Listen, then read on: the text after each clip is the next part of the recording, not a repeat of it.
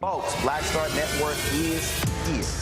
Hold no punches! I'm real revolutionary right now. Black power. Support this man, Black Media. He makes sure that our stories are told.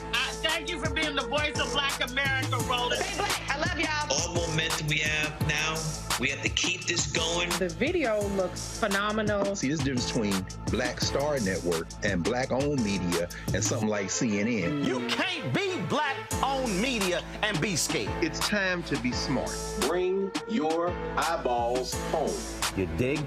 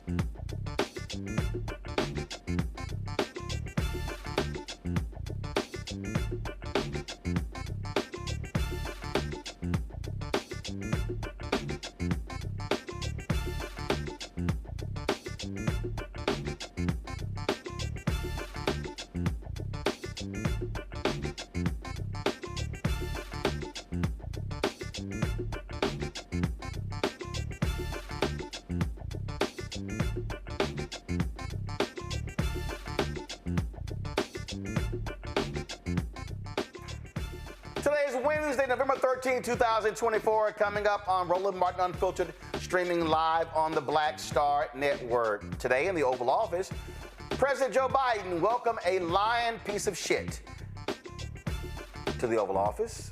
We'll tell you about that particular meeting and how Joe Biden showed that he has more integrity than the person who he met with.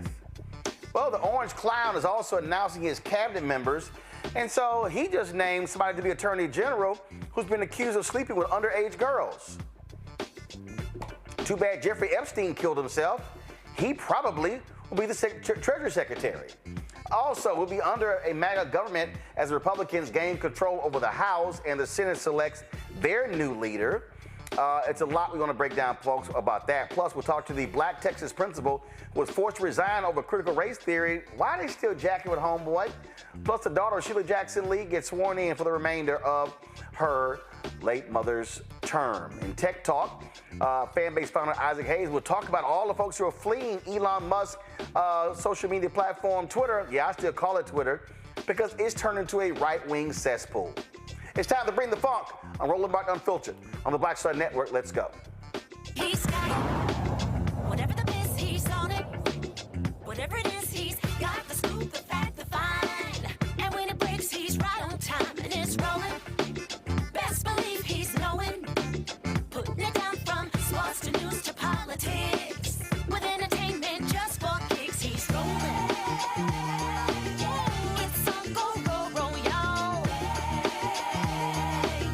It's Roland Martin, yeah.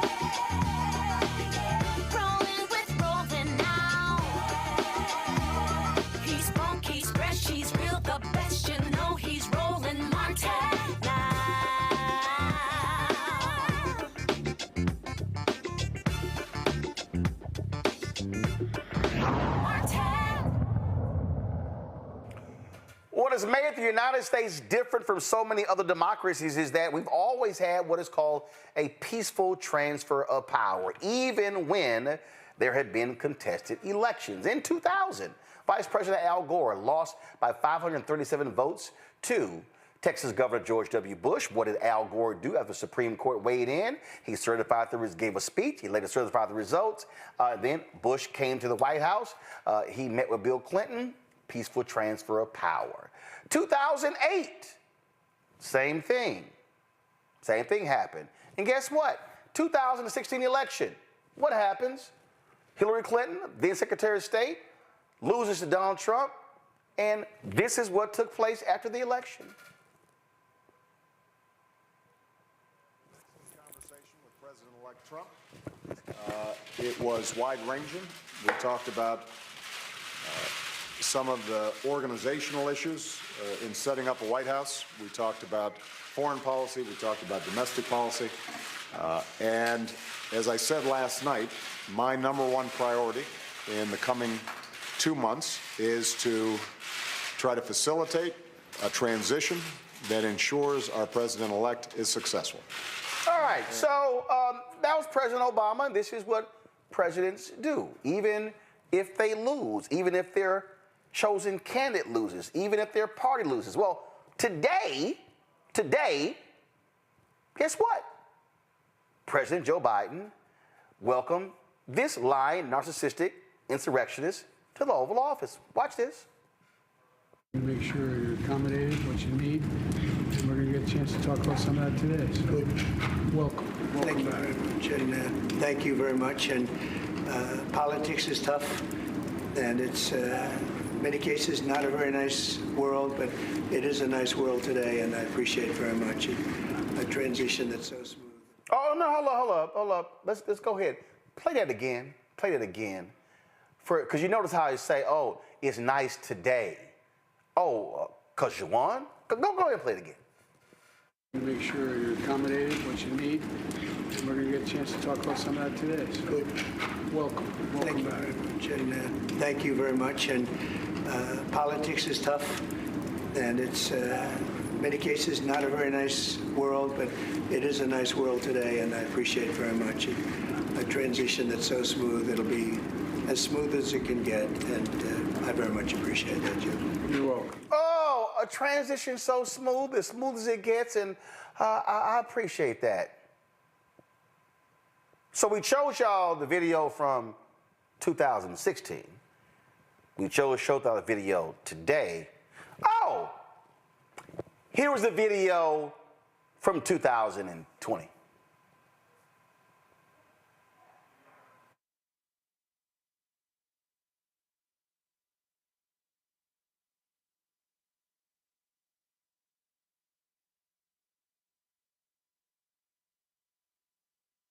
That's what took place. See, you gotta understand. All right, y'all can.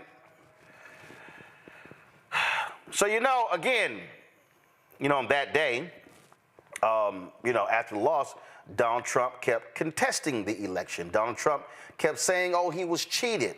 All of those different things. Remember all of that? That's what all that was happening, and so he could not come to the conclusion. He could not accept the peaceful transfer of power. He could not accept that he actually lost. No, what he decided to do was sic his supporters, and it looked like this and sounded like this on January 6th.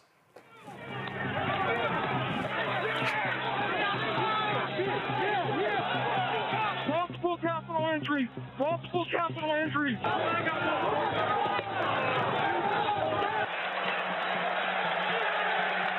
So y'all saw that?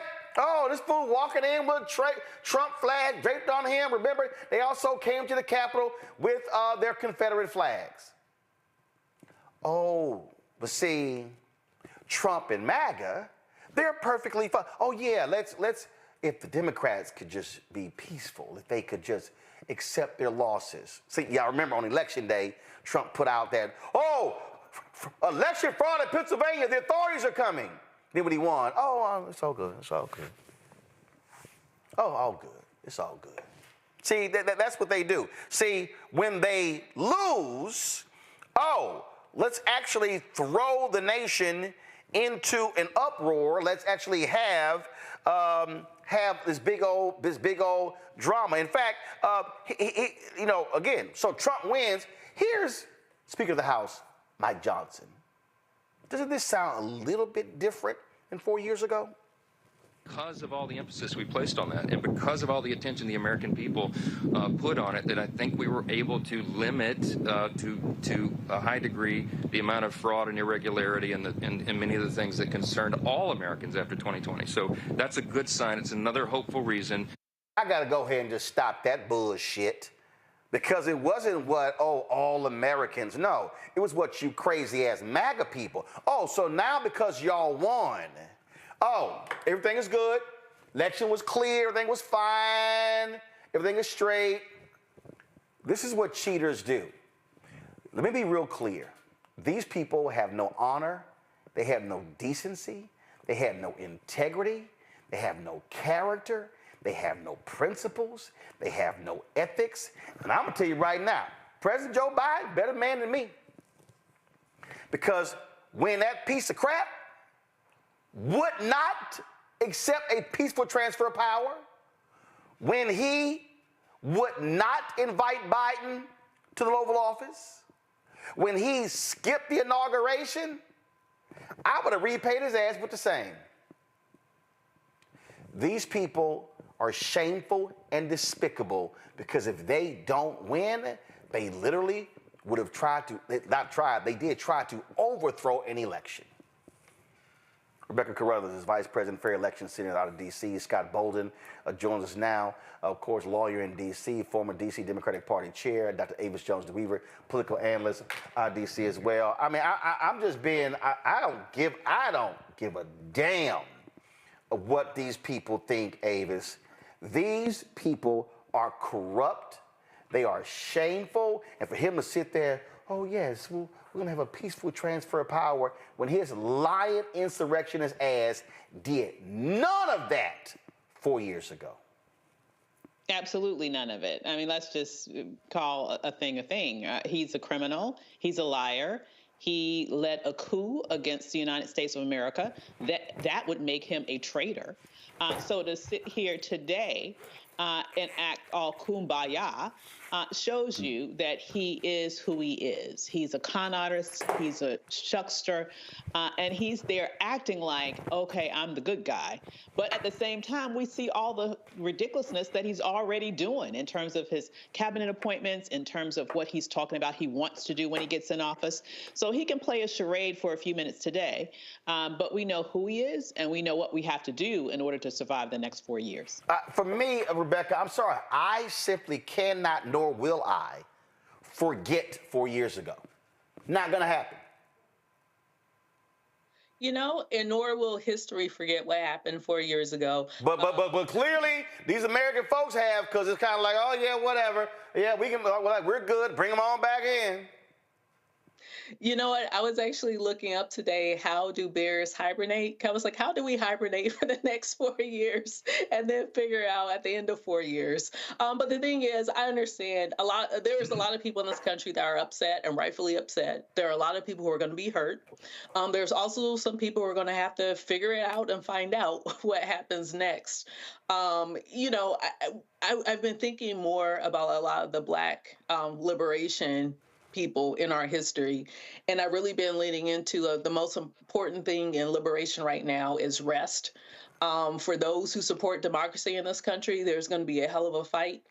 And it's very important that right now people rest and try not to consume all of the craziness and all of the foolishness that's going to dribble out, because we know that that's what's going to happen. It's going to be a whole ecosystem and echo chamber of nonsense, quite frankly. There are a lot of people who said, oh, America's better than that. Well, we're seeing that America is not better than that. And so for those who support liberation, the best thing that we all can do right now is actually rest. For me, Scott, I cannot be silent. When I saw that clip earlier, first of all, I don't watch cable news. I don't give a damn what the cable channel is, because nearly all of them trash. They bored me to death because they talk about the same thing over and over and over and over and over and over and over and over and over and over and over and over and over again. But for me, when I saw that clip on social, I'm sitting here going, what an asshole. Oh yes, we're gonna have the smoothest transfer, the smoothest as you can possibly get. Oh, forget the fact that I tried to overthrow the government. Forget the fact that I was impeached as a result of that. Forget the fact that I was such a petulant ass that I skipped the inauguration. I wouldn't do any of the things that required a peaceful transfer of power. Oh, but you now want everyone else to be on bended knee. This man will never be called president by me. I will never see him as the president. He has disgraced the office, and he has no business being there. So I cannot give someone respect for an office that they had no respect for themselves. I saw it, and I just wanted to throw up, be honest with you. I mean, Roland, you know what really bothers you, maybe me, but you all also, is there's something fundamentally wrong about how we believe in freedom, justice, and equality and democracy in this country. And America, Donald Trump, but America has endorsed this behavior, the majority of Americans. And somehow America has rewarded just atrocious behavior, atrocious character and personality, and really criminal conduct. And he's going to be in the White House for a second term. It's just something illogical about that based on how we think, how we were raised, what we've been taught. It's just fundamentally wrong. I keep trying to wake up, but that nightmare is still there because somewhere down the line, the arc of history is, I've been trained to believe, bends towards justice. And yet there is no justice in him re-entering the White House. And you know what? Here's the other thing. I agree with you. I'm like, Biden, the hell with him. I'm not inviting him to the White House. Let him figure it out. And, retribution or revenge or whatever you call it, I'm going to give him the same behavior that he gave me because that's what he deserves. And yet somehow America, ironically, would not forgive Biden and the Democrats if they acted the same way he did. He gets a pass on bad behavior. He's so bad, we almost forget all the bad acts. And with the endorsement of the people of America, it says more about America than it does about him because the voters should have rejected him. But it didn't matter to them. I don't care how you blame it, whatever the autopsy report says. There's something fundamentally wrong about this, almost anti-American, and yet all of us are struggling to figure out either what happened, how we fix it, or how do we survive or let alone succeed with this leadership, this MAGA leadership, our greatest nightmare, So you got to keep looking at it, man. I simply don't believe, Avis, that the way you respond to evil is to hug it, embrace it, and sit with it. Yeah. I just don't believe that. Absolutely not. I completely agree with you.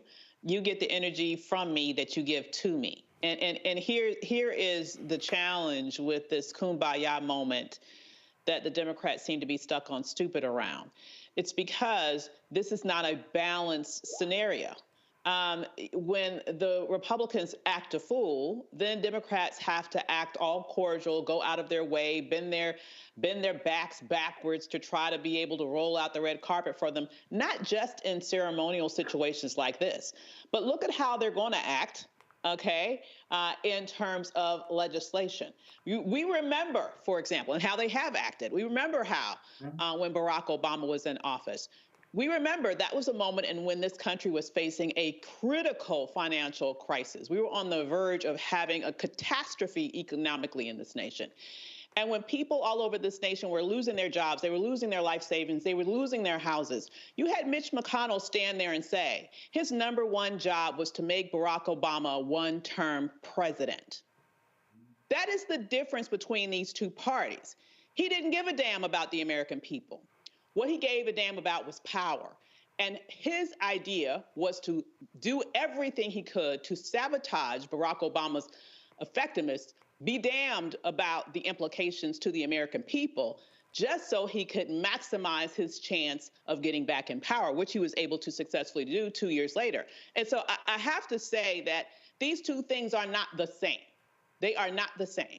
We're going to see how they're going to run amok. They're going to run amok at least for the next 2 years in Congress. But if the Democrats are to be able to take control over, look how much they're going to try to work with them. Look how much they're going to try to compromise. They don't have the same sort of chutzpah, honestly, that the Republicans do when they have the opportunity to stop a train rearing down the tracks towards impending doom for the American people. Yeah, and this is what you see. This is what you get. I'm going to go to a break. We come back. I'm gonna talk about who this fool picked to be the Attorney General. Why is that important? Because it also shows you, again, the stupid game that Democrats play. They play the game of, let's pick somebody who's going to be down the road, who Republicans are going to support, even keel. Then what happens? Crazy man comes in and it's like, yo, I'm going to pick somebody who wants to party with 17-year-olds and who was walking around on the House floor showing videos of little girls he's having sex with. That's Trump's pick for Attorney General, the chief law enforcement officer of the United States. Yeah. Folks, support the work that we do. Join our Bring the Funk fan club. Let me tell you right now, it's going to be a whole lot of this over the next 4 years. Y'all are going to need a place to come to make sense of this nonsense. Because I'm telling you right now, CNN full of shit. They not going to do it, okay? That network barely going to be on the air over the next 4 years. And so MSNBC's in a tailspin. We already know how crazy deranged Fox News is. There's no other place, there's no other black-owned media platform in America that does what we do. Not one. The work that we do here at the Black Star Network, TV One don't do, Radio One don't do, BET doesn't do, Essence doesn't do, not Blavity, not Black Enterprise, not Ebony, not any of these folks. This show and the other shows that we have and that we want to add are all about speaking truth to the issues and representing our interest in these yet-to-be United States of America. So support our work. First and foremost, if you got Cash App, this is how you can use Cash App. Cash App took away our accounts. They claim because of the business that we have. This is how you can contribute. Point your phone to that QR code right there, and then that will allow you to be able to send us a donation via Cash App. Also, you can send your check and money order, P.O. Box 57196, Washington, D.C., 20037-0196. PayPal is rmartinunfiltered. Venmo is rmunfiltered. Zelle, Roland at RolandSMartin.com. Roland at RolandMartinUnfiltered.com. We'll be right back. Pull up a chair. Take your seat. The Black Tape with me, Dr. Greg Carr, here on the Black Star Network. Every week, we'll take a deeper dive into the world we're living in. Join the conversation only on the Black Star Network. Hi, I'm Isaac Hayes III, founder and CEO of Fanbase. Fanbase is a free-to-download, free-to-use, next-generation social media platform that allows anyone to have followers and subscribers on the same page. Fanbase was built through investment dollars from equity crowdfunding from the Jobs Act. People just like you helped build Fanbase, and we're looking for more people to help build Fanbase.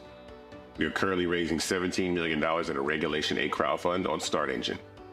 We've already crossed $2.1 million, but we're looking to raise more capital from people just like you that deserve the opportunity to invest in early-stage startups without having to be accredited investors. So right now, I'd like you to go to startengine.com/fanbase and invest. The minimum to invest is $399. That gets you 60 shares of stock in Fanbase right now, today. And then use Fanbase to connect with friends, grow your audience, and be you without limits.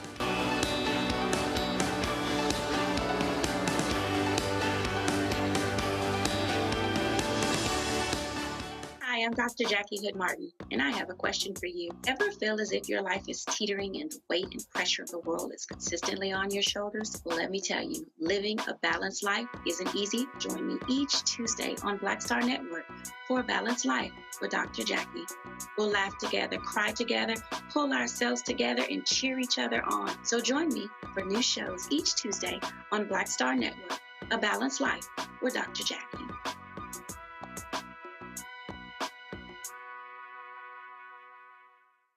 Hey, what's up, y'all? I'm Devon Franklin. It is always a pleasure to be in the house. You are watching Roland Martin Unfiltered. Stay right here.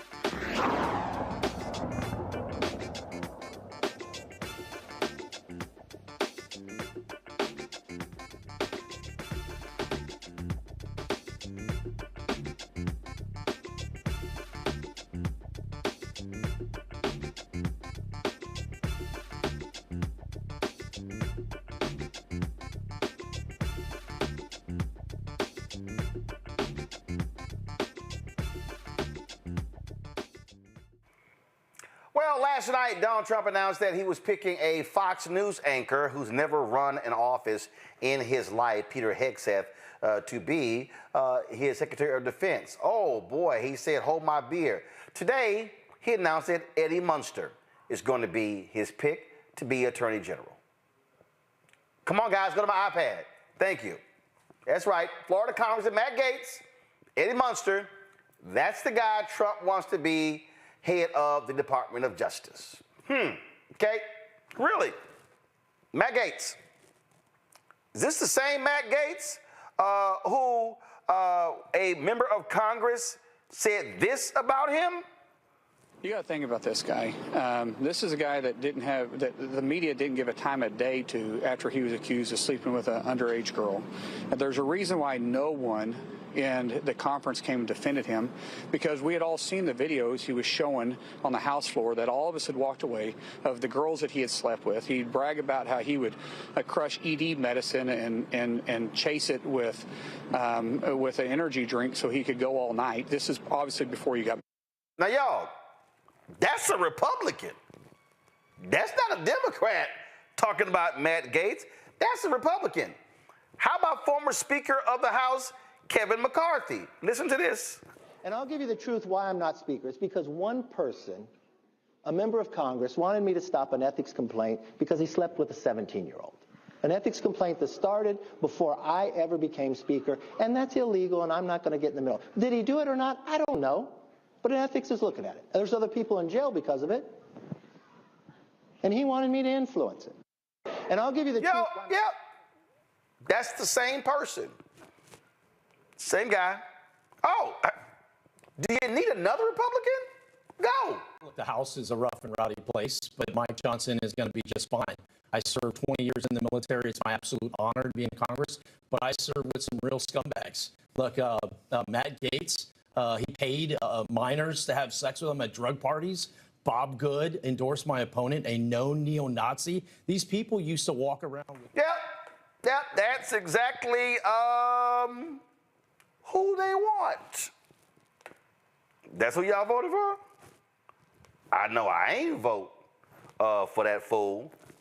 Now you got Republicans like Tommy Tuberville and others. Matter of fact, if you want to see how much of an ass he is, this was at the Republican National Convention while Kevin McCarthy was giving an interview. Watch. But what you're seeing here, a more united Republican Party. Think back 8 years ago. Ted Cruz wouldn't endorse. Senator Lee was saying no to President Trump. Now you've got Nikki Haley, Ron DeSantis. You're watching a united party like we haven't been in the past. One who's not coming back, and then the other part that you have, and the other part you have is one person who raised the issue. He's got an ethics complaint about sleeping with a 17-year-old. So that's the way they would go. So that's the biggest. See, those are the kind of people Donald Trump wants. Now, Democrats, of course. When President Joe Biden had the opportunity to pick his Attorney General, he chose to go with the very sober and somber Merrick Garland. The same Merrick Garland who moved like a damn turtle when it came to prosecuting Donald Trump, and one of the reasons why those cases have delayed, because he waited too damn long. Scott Bolden, I'm gonna go ahead and say this, and I really, Scott, I really tried my best to give him the benefit of the doubt. Let me be real clear. I wanted Biden to pick Doug Jones. I thought that Doug Jones could have been a much better attorney general. But Scott, I'm gonna go ahead and say, Scott, I'm just gonna go ahead and say, Merrick Garland was awful. He's been an awful attorney general. He's been, you had everything there in front of you, and he was scared and timid to prosecute Donald Trump. Mm-hmm. Well, he's a judge, one, and No. He's a retired judge. As attorney general, he's not a judge. If you let me finish, I was going to say that, but are you done? Because I was going to say I'll be done when I'm done. Judge by training. Okay, well, go right ahead. You tell me when you're done. I said I'll be done when I'm done. You can speak. Go ahead. And you're wearing the damn ascot wrong too. But go ahead. I'm wearing it the way I want to wear it. You're wearing it wrong. About it.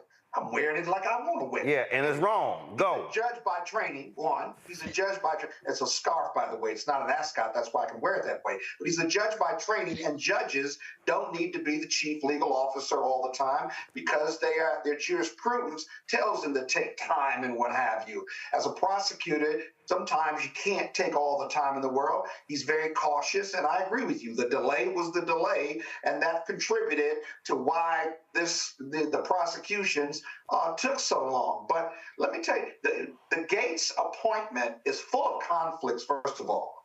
And they may rue the day that he nominated Gates, because while he's under investigation for sleeping with 17-year-olds, right?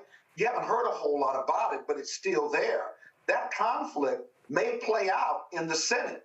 Either they vetted Matt Gaetz, which they didn't. They only came up with this a few days ago. It's going to play out in the Senate, and all the details are going to come out. No, it's not. So? No, it's not. Oh, the Democrats. No. The Democrats are going to do that.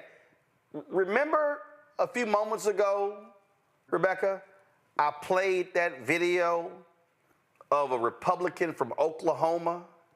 Yeah. Talking about Gates running around on the floor, showing videos. Here's the same Republican today. Rebecca, listen. Are you going to vote for Matt Gaetz? You know, Matt Gaetz and I, there's no question that we've had our differences. They've been very public about it. I completely trust President Trump's decision-making on this one. But at the same time, he's got to come to Congress and sell himself. There's a lot of, or to the Senate and sell himself. There's a lot of questions that are going to be out there. He's got to answer those questions. And hopefully he's able to answer the questions right. And if he can, then we'll go through the confirmation process. Senator Markwayne Mullen from the great state of Oklahoma. But Roland, that's not a ringing endorsement. No. Rebecca, here's why that's stupid. I trust Trump's decision making. You the same one who said this man ran around on the floor showing us videos of 17-year-olds he was having sex with, and how he would take erectile dysfunction pills, crush it up, and mix it and chase it with an energy drink so he can have sex all night. And your punk ass, your weak ass goes on television. Well, you have the differences between Matt Gaetz and I, but I trust the decision making, of Donald Trump. These Republican senators, y'all, I'm trying hard. So I know some of y'all out there, y'all keep asking me not to cuss. Okay, some of y'all, I had a brother who said, man, I watched the show with my daughters. So y'all, go ahead, just turn the volume down just for 5 seconds. Okay, that's all I'm asking you. Okay, 5, 4, 3, 2, 1. Rebecca, this is bitch assness. These Republicans, they are bitch assness. There's no other, I can't use any other, to sit. Your job is to advise and consent. And I trust the judgment of Donald Trump. Tommy Tuberville He announced, oh, well, we're going to run people out of the Senate if they oppose any of Donald Trump's picks. Rebecca gone. You know what? The only people that I trust to fight right now, if I was going to war and I had to pick who my fighters are, it would be black women and some black men, quite frankly, full stop. Democratic Party isn't run by a black woman. Republican Party isn't run by a black woman.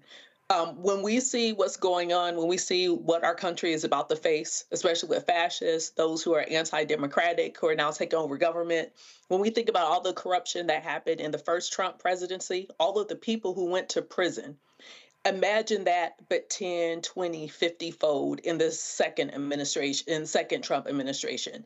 I think there's going to be lots of chaos, quite frankly. And there's a lot of people who they asked for it because they didn't think that water, you know, some people say water isn't wet, but guess what? I know that fat meat is greasy. And what we're seeing is a lot of grease, a lot of fat. One thing that I also understand is that the judiciary, the federal judiciary, is at risk because of the shenanigans and the corruption that's going to come out of this next administration. I'm very concerned what's going to happen with our federal courts. I also understand how Peter Thiel and the rest of them roll, and I am quite confident that Trump will also get 25th Amendment. Because look at J.D. Vance and how he's set up and who specifically backs him. I think there's going to be a lot of chaos. I think there's going to be a lot of privatization of government. There's going to be a lot of no-bid contracts. There's going to be a lot of billionaires who are making double, triple their current worth. I think that's what we're about to see over the next few years. This is, I mean, people just need to understand what's going on here, Avis. These people are sick and deranged, and guess what? I know how I voted, and I'm gonna sit back and say, "No, this on y'all ass. No, this on y'all. This on y'all." It absolutely is. Here's the thing: the Republicans are in a position where, if Donald Trump says jump, they'll say how. Wait, hold on. I want you. I know somebody right now is saying, well, come on now. I think, Avis, you are being, let me find it. They said, Avis, I just think you're going a little too far. Y'all, Avis ain't going far, because I want y'all to listen to this. There's no question he's the leader of our party. So now he's got a mission statement, his mission, and his goals and objectives, whatever that is, we need to embrace it. All of it. Every single word. If Donald Trump says jump 3 feet high and scratch your head, we all jump 3 feet high and scratch our heads. That's it. That is a Republican member of Congress from Texas, Avis. And there it is. Okay, so that's what you're in for. So no matter what level of ridiculousness he puts up there, they are going to go ahead and push it through. But I have to agree with your original point. I knew from day one Merrick Garland was trash. I'm just going to go out there and say that, too. I know you're that same person not going to like that either, but I'm keeping it real tonight, okay? I knew from day one he was going to be a punk. And the only reason why he's there is because Barack Obama tried to get him as his final appointment to the Supreme Court, even though we were trying to push him at the time to get a black woman. And what happened? Okay, that was the stolen seat. Okay, the Senate never even gave him the dignity of meeting with him. And so Biden comes in and he throws him that. In some way to make up for not being able to be on the Supreme Court. I was thinking from the very beginning it should have been Letitia James. If it was her, okay, we wouldn't be messing around with this years later. She would have acted immediately. Once again, a black woman, okay? So I just have to say that I'm not surprised we're here. And part of the reason why we're here is we didn't have strong leadership in the DOJ.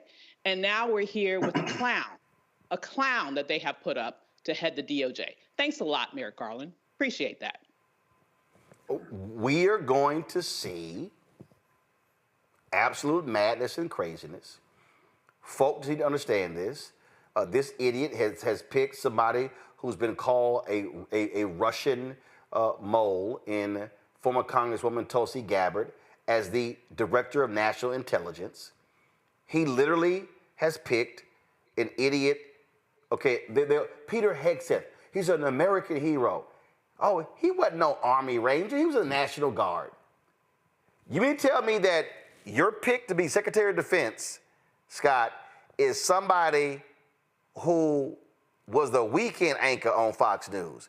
He ain't never led a staff. You now gonna put him in charge of a department that's almost with a $900 billion budget and 2 million employees. You know, experience matters, especially in this particular case.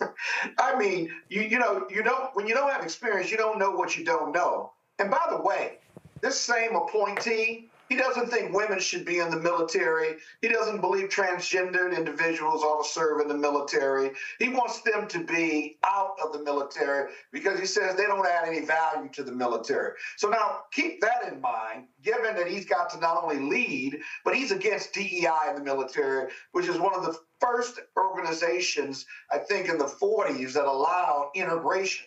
What is he going to do with all those black and brown soldiers that he doesn't think add value? And so that's a real problem. The other thing is just real quick, Roland, is when you don't know what you don't know and you don't have the experience, then you rely on people to give you all sides of the story, all sides of the issue, but they have political agendas. They have their own motivations. And so you're subject to that versus having your own independent judgment and moving troops, if you will, and managing a $9 billion budget. That budget under contracts that are going to be no bid contracts, that's the part that my colleague was talking about. They're going to walk out the door. That money walking out the door. And so that's what the lack of experience gets you. One other point about Gates is this.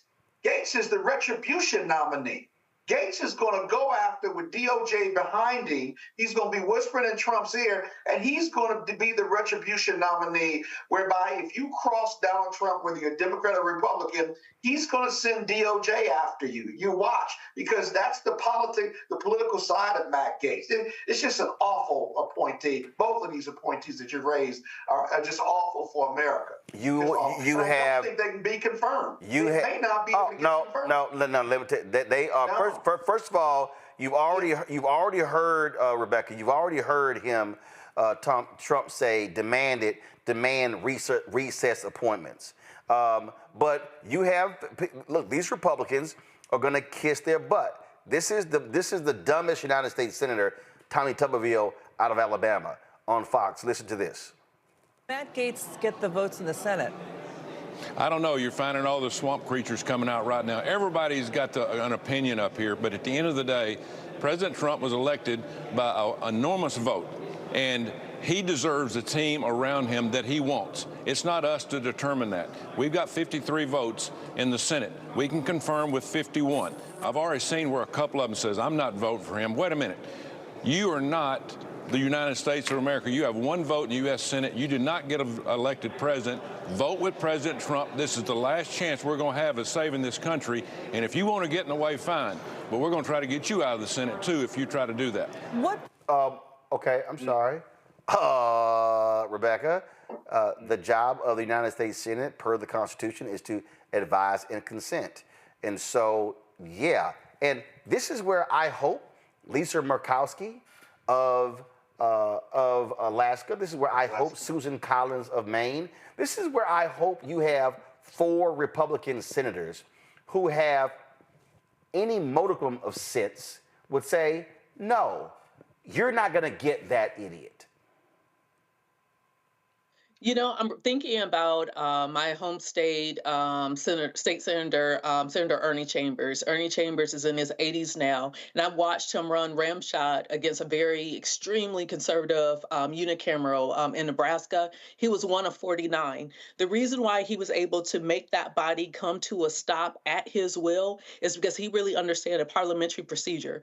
When a political party is in a position the way the Democrats are now, the only path forward when it comes to stopping bad legislation, stopping recess appointments, is understanding party procedure. One of the things I do know is that the incoming Senator Angela Alsobrooks, Congressman Glenn Ivey, they better be prepared to camp out in the Capitol to make sure that the Congress doesn't go into recess if indeed the Republicans are able to negotiate and be able to get recess appointments. I also know, just like you mentioned last week, is that for the Democrats, Dick Durbin needs to get on it, needs to pull all the blue slips, and he needs to ram through the rest of the judiciary appointees.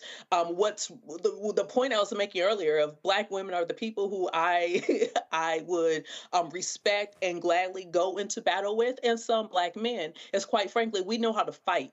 We've been here the longest. We are the original. We know how to fight. We've seen it. We've done it. Our ancestors will guide us. But one thing that I do know is that right now we're seeing a very feckless opposition party. If democracy was truly on the ballot, the way Democrats said all year, then I need them to show up and do something. Didn't Kendrick Lamar say sometimes you got to pop out and you got to show them something? Well, that's what the Democratic Party needs to do right now. If they don't, they are feckless. They are complicit. And they are also supporting what we're going to see as a circus of government over the next few years if how Trump is setting up government indeed happens the way he's making the announcements today. These people have no guts whatsoever.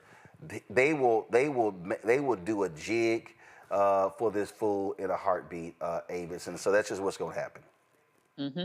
It certainly is. I mean, the bottom line is they understand, as was said by Tuberville, they are going to be targeted if they don't fall in line.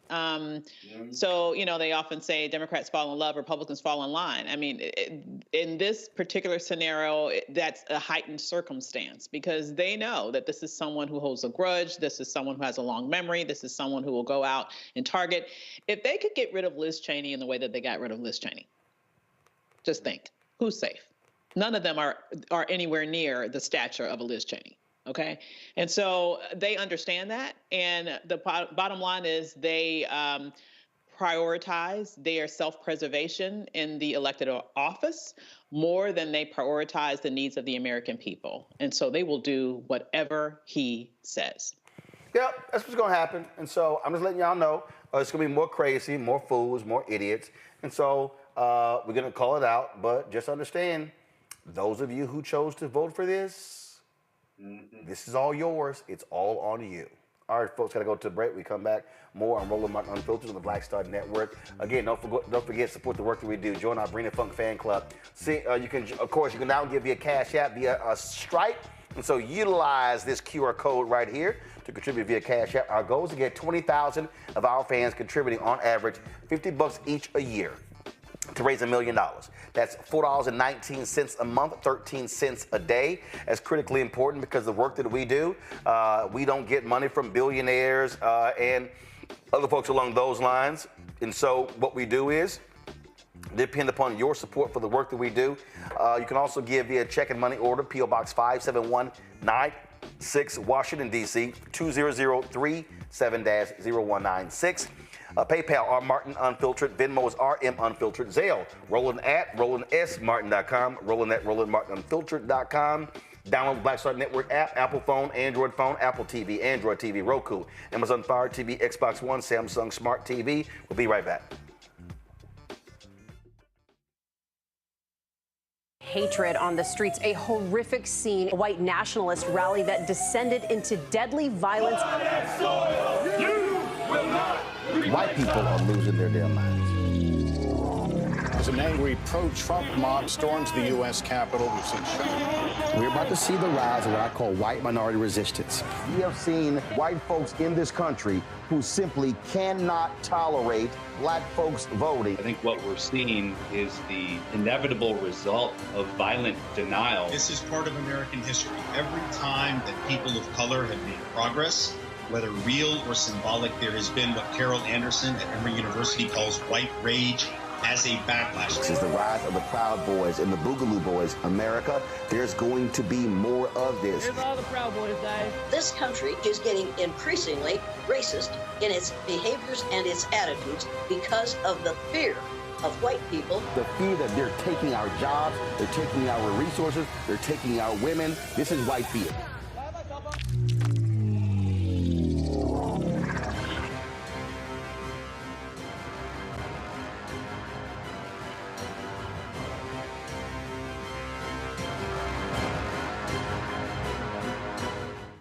Black Star Network is here.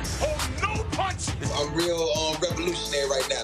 Thank you for being the voice of Black America. All momentum we have now, we have to keep this going. The video looks phenomenal. See, there's a difference between Black Star Network and Black-owned media and something like CNN. You can't be Black-owned media and be scared. It's time to be smart. Bring your eyeballs home. You dig? Pull up a chair. Take your seat. The Black Tape with me, Dr. Greg Carr, here on the Black Star Network. Every week, we'll take a deeper dive into the world we're living in. Join the conversation only on the Black Star Network.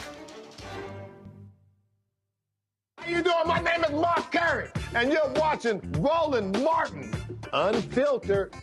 Deep into it, like pasteurized milk without the 2%. We getting deep. You want to turn that shit off? We're doing an interview, motherfucker.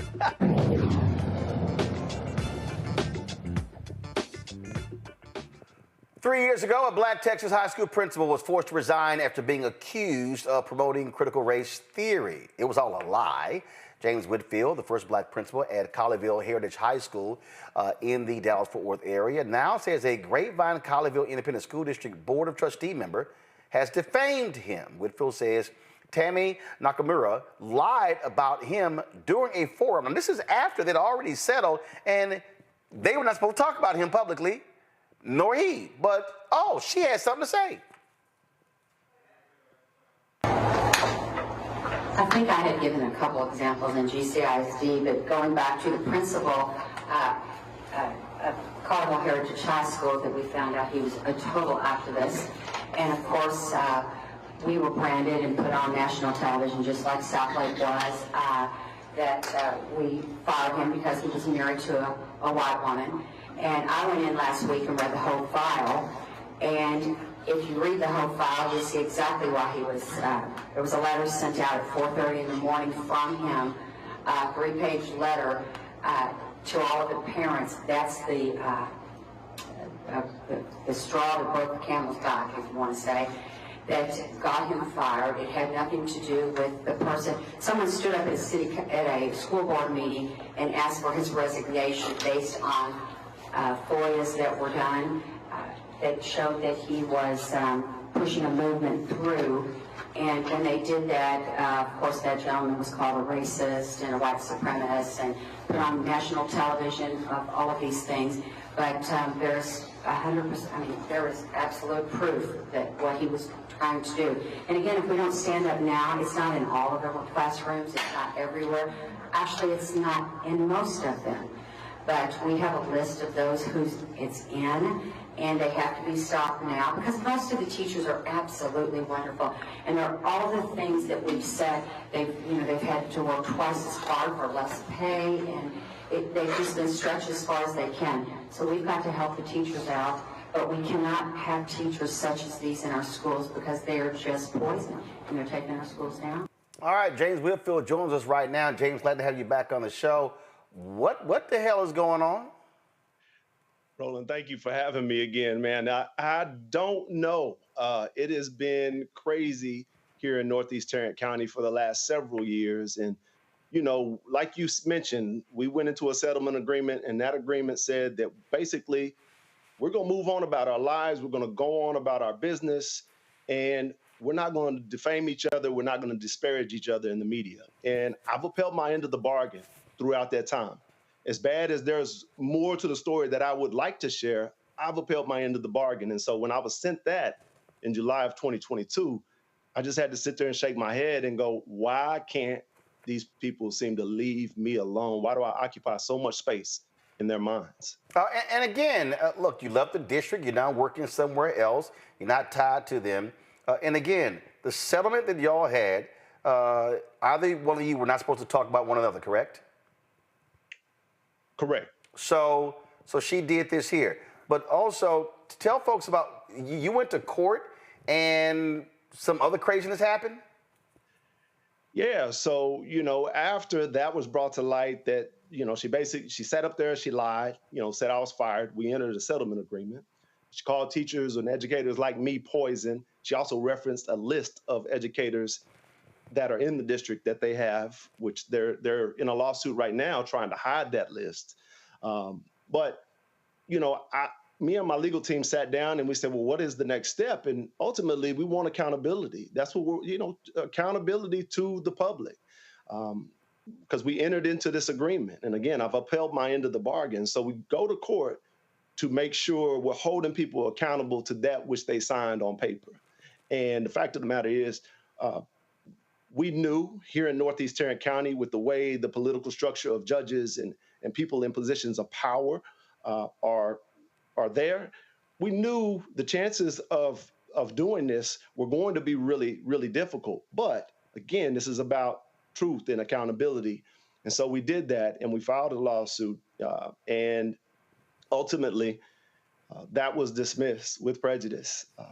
The judge that oversees that case, that was overseeing my case, there's very questionable ties between that judge and lawyer that represented at least 2 of the school board members that represented that are on the GCISD board. And so, I mean, I'm talking campaign contributions. I'm talking, you know, months after that campaign contribution, that particular lawyer even signs on to run for school board in GCISD. And then months later, while he was defeated by less than 50 points, 50 votes, the judge dismissed the case altogether. And so now we're at a stage of development where the judge has actually, not only she dismissed it, but she's allowed the district to come after me for the legal fees. So it's just the irony of, we go into an agreement, I uphold my end, you break the agreement, I sue you for breaking the agreement, and then now I'm on the hook for trying to pay your legal fees based on your actions. What's next for you? What's your next move? You know, we're currently weighing what will be next. You know, there's a lot to consider, especially where we're at in Northeast Tarrant County. So right now, we're just trying to spread the word that this is happening, like we've been trying for the last several years, because this serves as an effort to say, if you speak out, if you dare stand up for truth and accountability, we got something for you, so to speak. And so we're going to look at all options at our disposal to see what we can do to bring forth truth and justice. Just literally just makes no sense whatsoever I mean, you left, you moved on, these folks, they're on the school board, and they continue to just want to keep bringing your name up, trashing you, and frankly, you know, impugning your name and questioning your integrity. Yeah, I've been done with them, and I was good to move on. And like you said, when I saw that video, it was just this moment where I just put my head in my hands and go, I cannot believe that we're doing this again. One, I don't know this woman. This woman doesn't know me. Why are you talking about me? Why are you looking at my personnel file? I'm gone. I'm out of the district. But it serves, I've always served as a boogeyman for certain people in this area, and I know that. And so it's part of a larger, we know that this is part of a larger effort that we're seeing play out, not just in Northeast Tarrant County, but across the country. So it's imperative that we pay attention to what's going on in our school board elections, at our local level elections, judicial, you know, who's on the ballot for the judicial races, see who they're tied to, because all of that matters, and I'm seeing it firsthand. All right, James, we certainly appreciate it, man. Thanks a bunch, and just keep up the fight. We shall, man. Thank you so much. Appreciate you. All right, thank you so very much. All right, folks, going to break. We come back. More on Roland Martin Unfiltered, including Black and Missing. You're watching the Black Star Network. Back in a moment. When you talk about blackness and what happens in black culture, covering these things that matter to us, speaking to our issues and concerns. This is a genuine people-powered movement. There's a lot of stuff that we're not getting. You get it, and you spread the word. We wish to plead our own cause. Too long have others spoken for us. We cannot tell our own story if we can't pay for it. This is about covering us. Invest in black-owned media. Your dollars matter. We don't have to keep asking them to cover our stuff. So please support us in what we do, folks. We want to hit 2,000 people, $50 this month, raise $100,000. We're behind 100,000, so we want to hit that. Y'all money makes this possible. Checks and money orders go to P.O. Box 57196, Washington, D.C. 20037-0196. PayPal is R Martin Unfiltered. Venmo is RM Unfiltered. Zelle is Roland at RolandSMartin.com.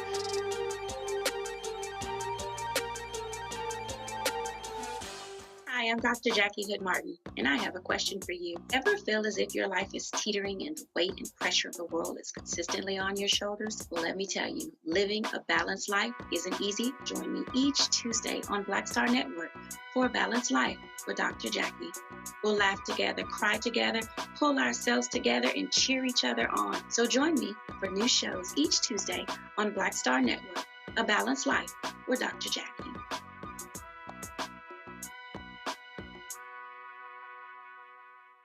Pull up a chair, take your seat at the black table with me, Dr. Greg Carr, here on the Black Star Network.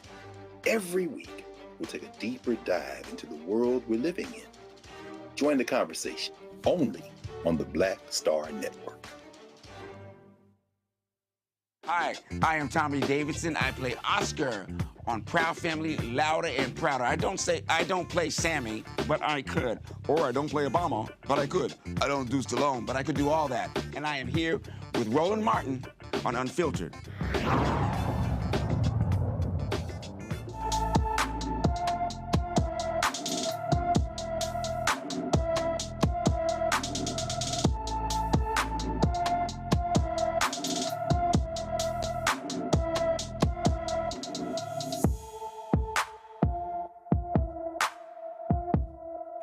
All right, folks, Deja Wyndham has been missing from her Placerville home, California home since July 18th. The 15-year-old is 5 feet 6 inches tall, weighs 200 pounds, of course, with black hair and brown eyes. Anyone with information about Deja Wyndham should call the El Dorado County Sheriff's Office at 530-621-5655, 530-621-5655. Okay, you know what?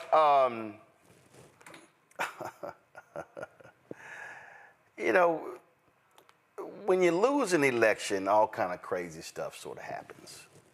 And you start getting people saying all sorts of stuff and throwing all sorts of stuff out there, and you start seeing this stuff. But then you have just some dumb ideas. I'm talking about dumb, idiotic ideas. And here's one that is, I just can't wait till the panel weigh in. David Axelrod, Democratic strategist, is literally, y'all, go to my iPad. He is pushing for U.S. Ambassador to Japan, Rahm Emanuel, former mayor of Chicago, former congressman, former Obama chief of staff, to become the new chair of the Democratic National Committee. This is what Axelrod said on his podcast. If they said, well, what should we do? Who should lead the party? I would take Ambassador Rahm Emanuel and I would bring him back from Japan. I would appoint him chairman of the Democratic National Committee.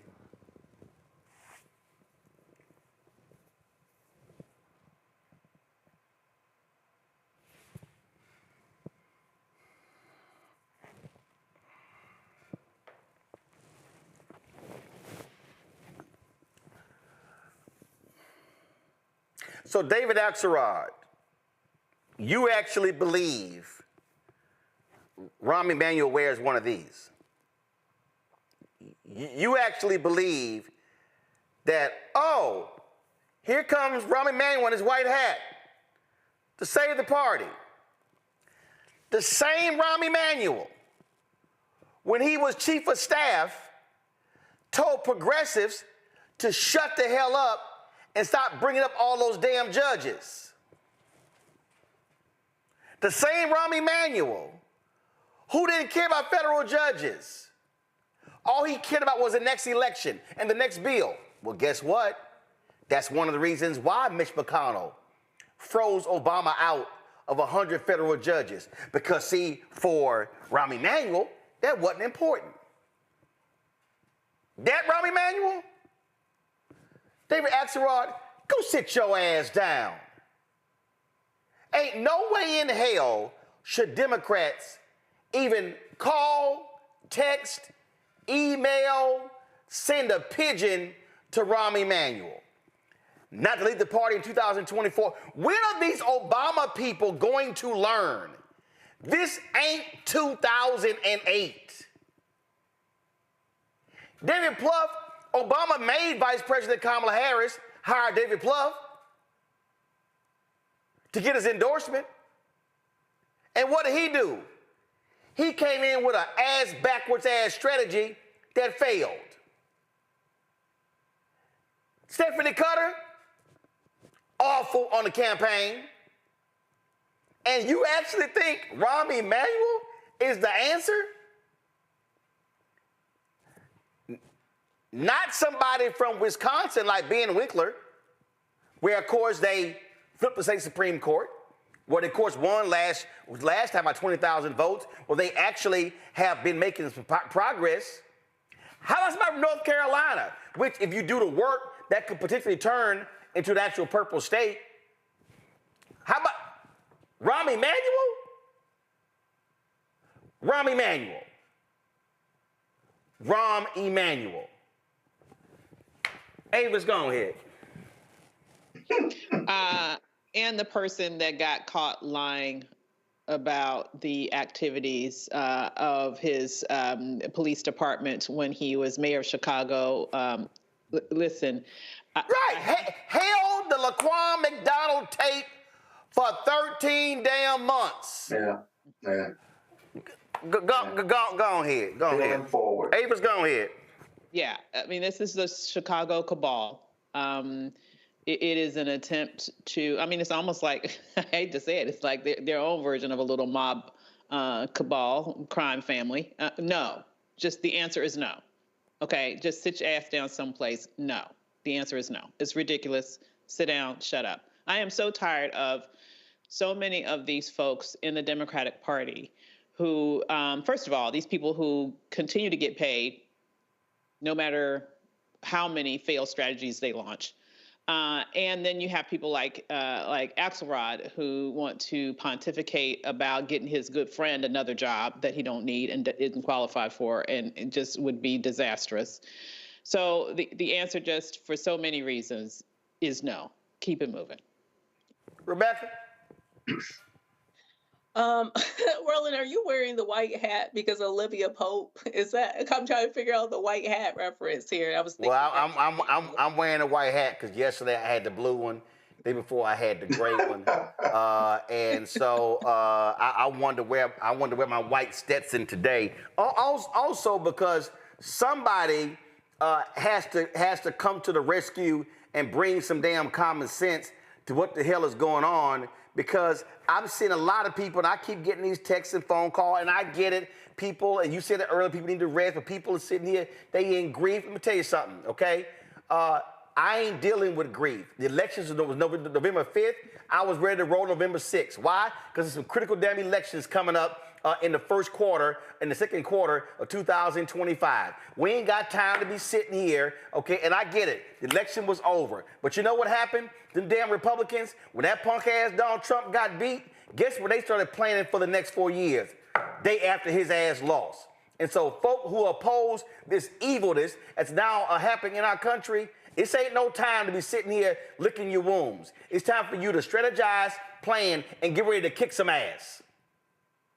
So look, in 13 days, Mississippi actually has some more elections. There's a Supreme Court Mississippi race, and then there's a Court of Appeals race. And there's 3 HBCUs that are in those districts: Tougaloo, Jackson State, and Mississippi Valley State. So saying all that, yes, there's a lot of work to be done. I do, like I said earlier, I believe in the liberation concept of rest, because we're in for a long fight. But like I said last week to your audience, is bottom line, you know what, Black folk, folks, go home, be selfish. Let these people fight it out. Because if after the shellacking that happened last week, because of the internal BS that happened, the sabotage within the party that happened to stop Kamala Harris from becoming the next president, we've all seen some of the leaked stories. We've seen some of the mismanaging of monies within certain Obama alum within the campaign that didn't direct money, regardless of Derek Johnson saying, hey, we know how to turn out Black voters in key areas. We know where the money should be spent. And those things went unaddressed. Those things went woefully ignored. And in my opinion, intentionally ignored. At this point, Black people, save yourselves. Like we just, at the previous block, we talked about what's going on in Tarrant County. And we talked about those judges. Guess what? In 2026, many of those judges are up for election. Black folks in Tarrant County, 1/3 of voters in Tarrant County are Black, 1/3 is Black, 1/3 is white. I believe 1/3 is Hispanic. Don't rely on the party to save you. Do something about it, because we see that there's lots of issues with those particular judges in Tarrant County. So I definitely hear what you're saying about now is not the time to go hide, but also people have to go rest, strategize, and then understand that we have to save our own communities. It's not going to be the Democratic Party, because if this is what they're offering us a bunch of BS. Like I said, I trust Black women and I trust some Black men right now when it comes to actually having a fight. But what I don't trust is people doing the same thing over and over and telling us, oh, this is what you need. One thing I remember about Rahm Emanuel is he was well known for sending dead fish to people's offices. We don't need that. This is not the 1990s. This is not the Clinton administration. I would say that for the good of the country, there needs to be some people moving on, but it has to be people who are not feckless. It has to be people who have true strategy and know how to fight. And so far, I'm not hearing from the Democratic Party that they're understanding what the fight is. Instead, they still want to play and say, oh, well, the issue is we didn't talk enough about the economy. The issue is we ignored the working class. No. Scott, Yeah, Roland, Rahm Emanuel. Yeah, I agree with what's been said already. Listen, I'm not into playing the blame game. Every time I read those reports, I shake my head, because that's not going to move us forward as a party or an organization. And I'll be honest with you, had she won, they'd all be experts and be hailed by everyone as winning this election. This election was still close. She didn't win the 7 blue wall states, but each of those races were within the margin of error, 1 to 3 points. And so the pundits kind of had it right. It was like a prize fight where you said, boy, this is a great fight at the end, but the losing fighter didn't win one round. You got to win a round. And she just didn't turn the corner on that. Secondly, where's the autopsy report? Before we start talking about who needs to lead the DNC, somebody needs to do an autopsy report politically and say, this is what happened here, including racism, sexism, Latino men, all the economy, what we didn't talk about. Give me an autopsy report and tell us what the plan is going forward. The DNC has the responsibility, or whoever else is involved with the DNC, to just do that, if you will, because naming people to move forward, let me tell you something. Every election is different. We screwed this one up. We talked about personality and character. And you know what? For some reason, America still voted for a criminal versus a criminal prosecution. I don't know who there is to blame, but I know one thing. I don't want to lose again like this. And in 2 years, there's a House races coming up. And in 4 years, there's a Senate race and another presidential race coming up. What's his name? The current president, number 47, can't run again. So both parties are going to have to reorganize and figure out what their futures are. So I'd like to talk about that planning piece before we start talking about Rahm Emanuel or anybody else that's going to wear a white hat and come in and save us, because can't nobody save us but us, in my opinion. See, the thing here for me, Avis, when we talk about what happened in this election, it's actually very basic and fundamental. It is. It really is no different than 2016. I remember about 60 days out, 2016, Congressional Black Caucus Foundation, ALC, Phoenix Awards dinner. I'm sitting at the table of Congressman Jim Clyburn, and he had his table guests come backstage. Now, we thought we were going backstage, take photos with Obama. But it was actually photos with Secretary Hillary Clinton. So I had my wife go in front of me. I said, because I'm going to say something to her. So you go in front of her first. We took a picture. And I said to her, I said, Madam Secretary, there is a lot of intensity out there for him. There's not a lot of intensity for you. I said, your team, they're not getting surrogates on shows like mine. I can't book them. I said, and I'm telling you, unless your folks change, I said, and get their heads out of their iPads, meaning stop focusing on the algorithms, y'all gonna lose. I said, you're gonna be a bridesmaid again. So she asked me to talk to Huma and Marlon Marshall. She might take pictures. So I go and talk to them. Now I'm talking to Huma, she's listening. Marlon Marshall looking at me like he pissed, like he got Maz attitude at me. And I'm like, and he was the highest ranking African American, like deputy campaign chair. I didn't give a shit. I was real clear. Right. I said, y'all are horrible. I said, y'all not booking black men. I've been asking. They had hired Jameer Burley. They had hired Zelina Maxwell. People who came on my show regularly, they get hired by the campaign to do media, and they don't let them do media. It was the dumbest thing I ever said in the world. So I'm talking to them, and Hillary comes over, and Hillary says, she comes over and she says, well, I don't understand. If Roland's having a problem getting people on his show, I know other people are. And so Huma goes, Madam Secretary, we'll take care of it. She said, well, get it done. And then walks off and went and talked to then Congresswoman Marsha Fudge. That was Saturday night. The next day, 12 hours, I'm trying to get a black male surrogate on the show. I was trying to get Alvin Brown, somebody. I think finally I had to book down in Brazil for Tom Joyner the next morning. And it was the exact same thing. When you look at, this is the thing, when you had 81% white turnout in Georgia, what are y'all always hearing me say? Black people, we have to turn out at a bare minimum of 70% of our capacity. What have y'all been hearing me say on this show?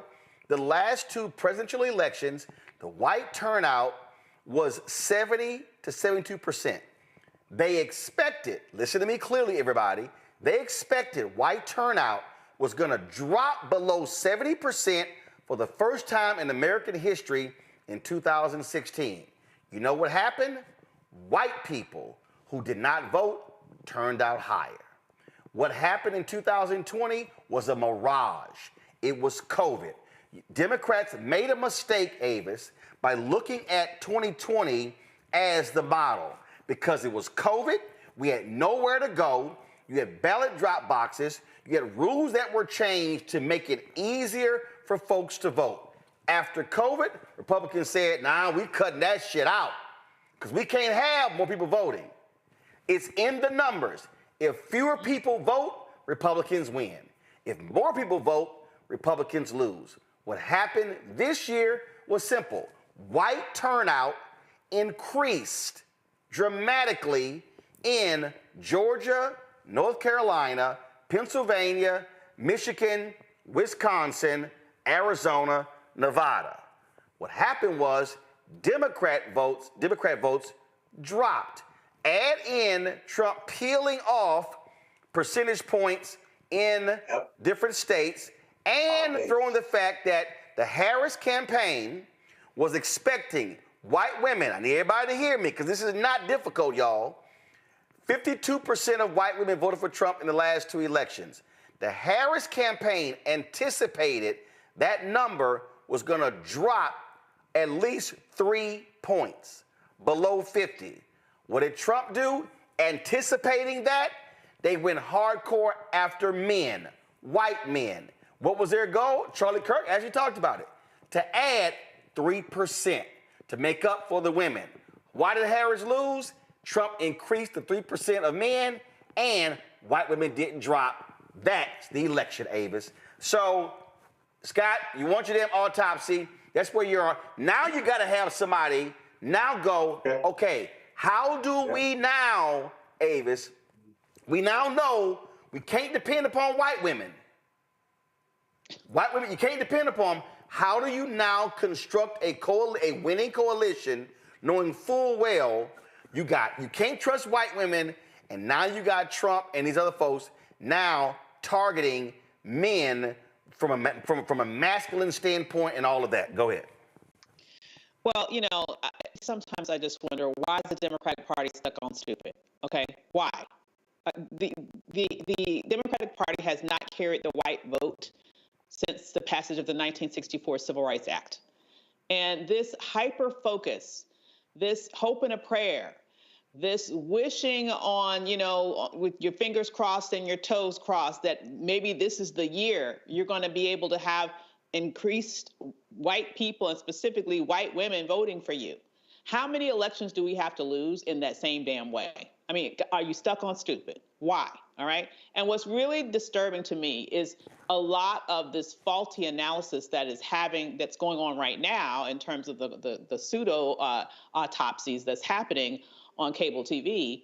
Nobody's talking about what you're talking about, Roland. Nobody's talking about putting together a coalition. They are still stuck on stupid because they're not even looking at the real problem that you just outlined. Instead, they're sitting here saying, oh, well, it was the economy. And then, oh, well, it's wokeness, okay? And when you're talking about those two things, what you're doing is you're letting white people off the hook.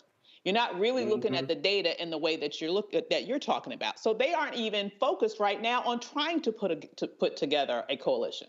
That's not even their focus right now.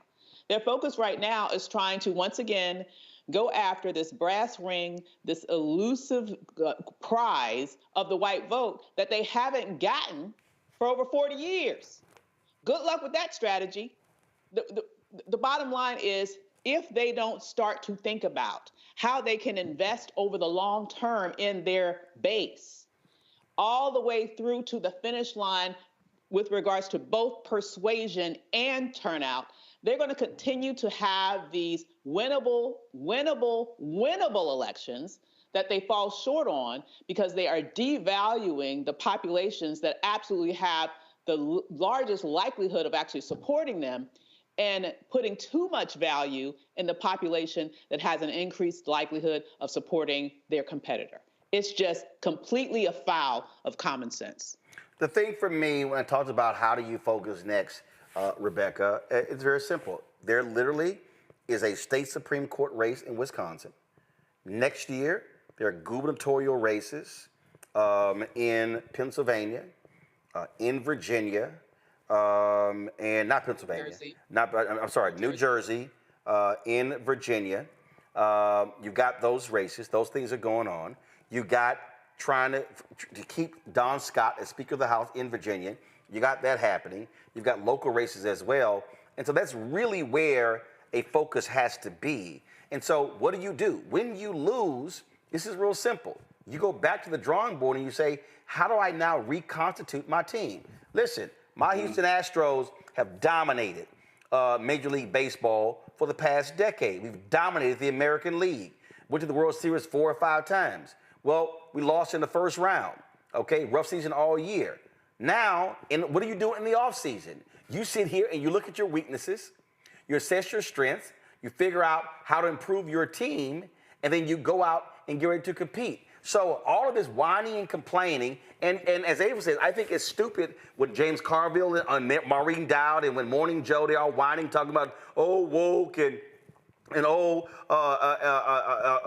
DEI and identity politics. This is a fact, Rebecca. All politics is identity politics. Politics is about how do I grab my share of different groups? How do I increase male voter turnout? That's identity politics because you're targeting men. How do you target white men? How do you target Latino men? How do you target black men? How do you target gay men? How do you target straight men? How do you target Christian, evangelical, white, conservative men? How do you target Muslim men? How do you that's just men. All politics is about that. So this sheer stupidity of listening to all of these people complain about identity politics, that literally it's all politics. What they are not saying, and just go ahead and say it. Stop talking about black people. Stop talking about social justice. Stop talking about equity. Stop talking about equality. Just talk about how we can talk to white people. I'm sorry, James Carville, Joe Scarborough, Maureen Dowd, Mika Brzezinski, and the rest of y'all, just say it. Why do we expect those who benefit from a racial patriarchy to end a racial patriarchy, right?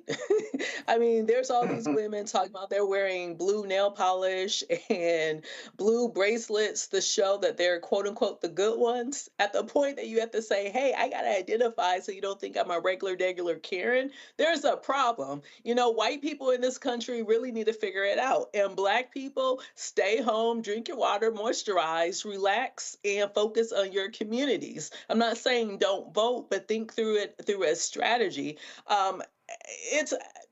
I mean, I also hear what Scott's saying, like, we need to see a postmortem. I'm not interested in a postmortem, though, by the would-be strategists. I'm more interested from the political science perspective. I actually want to see some of the data. I want to see which people, which demographics, and where geographically, where people, you know, how people showed up. I also want to do like a heat map on top of that, knowing that there are certain states and certain local jurisdictions where it was harder to vote this year than in 2020. And I want to be able to interpolate that on top of each other to truly understand where some of the trends are. But like I said on another network last week, 2010 to about 2016, the Republican Party went through a civil war. I think it is about time for the Democratic Party to go through its civil war and figure out what it wants to be, who it wants to serve moving forward, because right now it is not a winning coalition, because the people who are making the money decisions in the Democratic Party aren't making decisions based upon what's in the best interest of Black people, which is largely the base of the Democratic Party. So there's a disconnect there. And until that is solved, wash, rinse, and repeat, lose and lose again. But here's the thing here, and this is what I just keep trying to say, and it's not that difficult, Scott. The blessing of the Democratic Party is also its curse. The blessing is you're a big tent. Your curse, you're a big tent. Right. And so, I mean, so from Republicans, there is no big tent. There are no liberal Republicans. There are no moderate Republicans. You're either right, far right. The reality is, in the Democratic Party, you've got your Bob Casey's of the world, senator from Pennsylvania, right, in the exact same party, and you got Bernie Sanders, who's an independent but Democrat. See, it's amazing how you independent, but you got a lot of stuff to say about Democrats, okay? And so you got that, but it's the same party as, who's the crazy-ass woman, Kristen Sinema down in Arizona. You got Joe Manchin in the same party, but you got Cory Booker in the same party, and then you've got your California senators, you got Durbin, you got, so you got all of that. You do not have that on the Republican side. It don't exist. When they come back, you're going to have Booker, Warnock, Alsbrook, and Blunt Rochester, 4 African Americans in the United States Senate who are Democrat. Republicans, who they got? They got, you know, I can't even say his name because he get on my damn. I know his name. I know his name. But you got, you know, you got him over there. Okay. The Cosby character. I mean, so you got so what people have to understand. So what you have is you have all of these competing interests, and so now what you have to do is you have to satisfy all of these competing interests in a party to build a cohesive message. And then you have folk, well, you ain't paying enough attention to us, and to us, and to us. That's what you have. And whereas Republicans is like, yo, we appeal to white people. The Republican base is white people. And then they say, let's turn out white people, give me a little bit of black, throw some pepper in there, Go ahead and give me a little more chili pepper, Latinos. I got that. And you know what? There we go. But they straight are appealing to white people. And when white people make up 70% of the electorate, that's where you have issues, because you got to compete for white people. And if you don't, if you ignore black people because you're trying to go after white people, you damn sure ain't getting us, and we're your number 1 and number 2 voters. That's the conundrum that they are in, which is why it's dumb for Democrats to be trying to attack woke, trying to attack DEI, trying to attack identity politics, because what they're saying without saying is, I'm talking about black people. And the idea, the real issue is their privilege, their white privilege. They struggle with being able to say that because at their core, they share white privilege with white conservatives and white Republicans. You know, the Democrats were winning since 2020, 2018, 2020, 2022. So they were somehow able to manage and mold that broad coalition. Just didn't work in 2024 for all the reasons that you gave. And here's a question, Roland. Maybe when you tear it down and when you do that autopsy report, is this broad-based coalition and what our messaging is, maybe in 2024 and beyond, it's not workable. Maybe you embrace the coalition of people of color and the least lost and left out. Maybe you make that your base, mobilize them, and just try to outvote the Republicans' focus on the white voter. Oh my God, white liberals and Democrats would just get sick over that. But that's really been the winning coalition when the Democrats have won, either down ballot or up ballot or at the state level. And so those hard conversations need to take place. But that coalition, including white folks, have got to have an honest conversation with themselves about who they are, but more importantly, who they need to be to win after 2024. Because we're going to have a lot of work to do between 2024 and 2028, but we got to win in 2028 to undo the damage that this country is going to go through under Trump for 4 years. Because remember, Republicans do this all the time. They get a decent economy, the best economy in the world. They screw it up, the Democrats win, and then the Republicans blame us for not fixing their economy as efficiently and as effectively that we received, as efficiently and as effectively as we should. They do it every time. They did it to Obama, they did it to Biden, and now the Republicans have won in 2024. They're going to give us a shitty economy in 2028, and they're going to blame us for not fixing it. Well, I just think that, and I keep saying this, Avis, I'm going to need white Democrats to go talk to white people. I'm going to need white Democrats. See, all these white Democrats keep talking about, yeah, we got to have conversations. No. I need you to take your ass. I need these white Democrats to take their asses to rural Georgia. That's right. And North Carolina and talk to white people. I'm going to come talking to black people. And you also, Avis, have got to just own up to, we're dealing with people who ain't smart. The New York Times did this big story, Avis, on these late deciders and people who are 30 and under. Okay, this is just some of the responses. Pierce, 26 years old, from North Carolina, white, works in sales, didn't vote in 2020. I voted for Donald Trump. I decided after Kamala went on to call her daddy. Wow. Lillian, 27 years old, in Virginia, white, works in digital advertising, voted for Trump in 2020. I voted for Trump and made that decision the same day the mainstream media was having a meltdown after the Madison Square Garden rally. I also saw an ad from Democrats about abortion misinformation that really made me upset. I said, you know what? I'm going to vote for Trump. Everybody hates him. They're lying about pregnancies. Let's just do it. Lillian is a liar.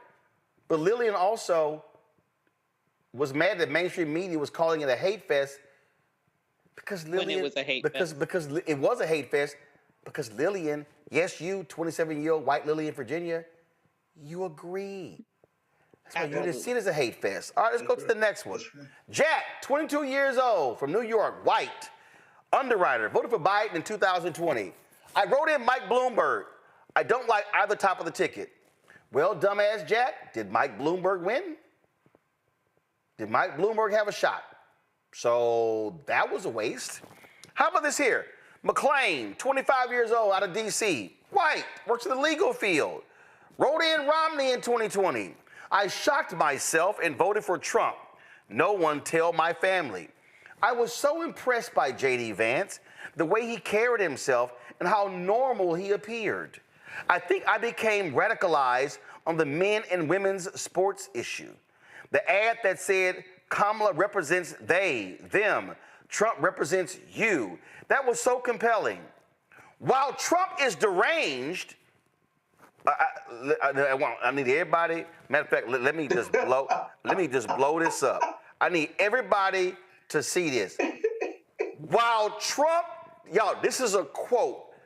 While Trump is deranged, he represented normalcy somehow to me. Oh, God. No Avis, word. there is no campaign strategy. There's no message. There's no commercial that could have picked. While Trump is deranged, Avis, he represented normalcy somehow to me. Well, that's true. I mean, let's just call a thing a thing. He's not lying. He's not lying. That is America. That is him. And here's the part where the Democrats really bet on the wrong thing, right? They really focused on this issue about the threat to democracy. You know, there's been research out there that has looked at white attitudes in America and their relationship with democracy. And the reality is that white people who hold racially intolerant views do not want democracy. They don't want it. They see what's happening with our country, with our population, with the whole replacement theory, and they don't want democracy. They no longer want majority rule if they believe that they're not going to be in the majority. And so, of course, the derangement makes sense to him. Of course, Madison Square Gardens is not offensive to her. Of course it's not, because that's not their priority. They do not want this democratic ideal that the Democrats are trying to sell to America and that they want to romanticize that all these white people love so much and want to protect. They don't give a damn about democracy unless they feel pretty guaranteed that they will be in charge. And that's why they do everything possible to undermine democracy with regards to the attacks on voting rights and with regards to all of the shenanigans that will happen. That will happen once this tyrant gets in office. And that's going to be exactly what they voted for, and it's exactly what they want. Rebecca? Yeah, and Roland, we keep wait. Hold on. Ahead. Rebecca? Go right ahead. You know, to Avis's point, yeah, there are a lot of people who actually want a theocracy. They want their particular white Jesus worldviews to be the law of the land in this country. Even when we think about the foundation of this country, they were fighting a monarch. They weren't necessarily looking for a true representation of democracy. And then they took some of the thought leadership from some of the First Nations, from some of the indigenous people in this country who already had a form of representation government within some of the indigenous nations. They stole it. They took it like, okay, great. This sounds like a great idea. But in reality, that's not really what they wanted. They wanted a republic. They wanted to have a loose confederation of people who weren't ruled by a monarchy. No, to Avis's point, yeah, this is reflective of America. And for people to think otherwise is simply delusional, which is why I'm telling Black people, we got to save ourselves. We got to be our own saviors. We have to figure this out for ourselves, because at this point, it's very clear in America, we only got us.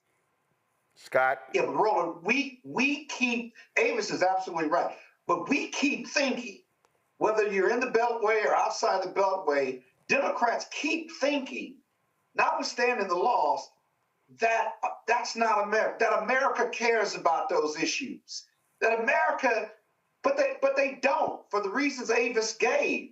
And until we figure out who America really is and tell ourselves, be truthful about it, we're going to keep thinking and acting as if who we want America to be or who America wants to be. But America has always suffered from racism and sexism and misogyny and xenophobia.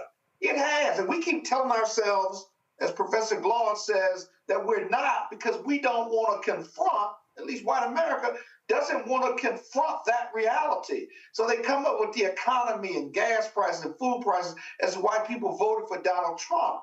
No, Donald Trump is a product of America. America is who Donald Trump is. And that's why he got 80+ million votes. That's a painful reality, that is who we are, not who we want to be. We're not that more perfect union. And that's a big part of why he won in 2024.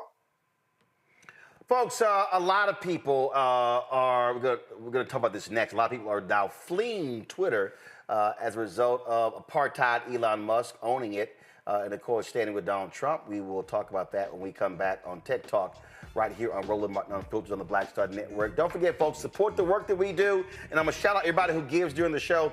If you give via Cash App, utilize Stripe. Use this QR code right here. We told you Cash App shut down all of the accounts because they changed their rules.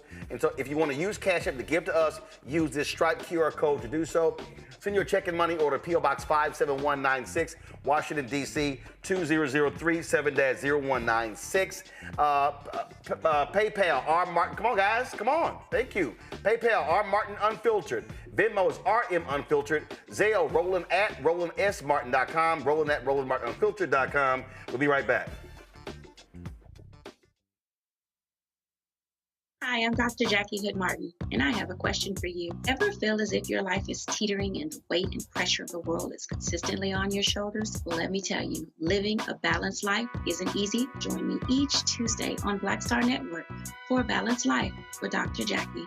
We'll laugh together, cry together, pull ourselves together, and cheer each other on. So join me for new shows each Tuesday on Black Star Network, A Balanced Life with Dr. Jackie.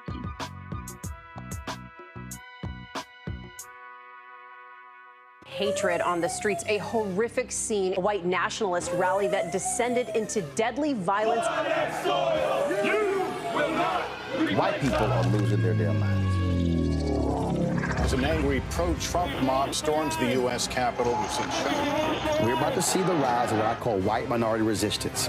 We have seen white folks in this country who simply cannot tolerate black folks voting. I think what we're seeing is the inevitable result of violent denial. This is part of American history. Every time that people of color have made progress, whether real or symbolic, there has been what Carol Anderson at Emory University calls white rage as a backlash. This is the rise of the Proud Boys and the Boogaloo Boys. America, there's going to be more of this. Here's all the Proud Boys, guys. This country is getting increasingly racist in its behaviors and its attitudes because of the fear of white people. The fear that they're taking our jobs, they're taking our resources, they're taking our women. This is white fear.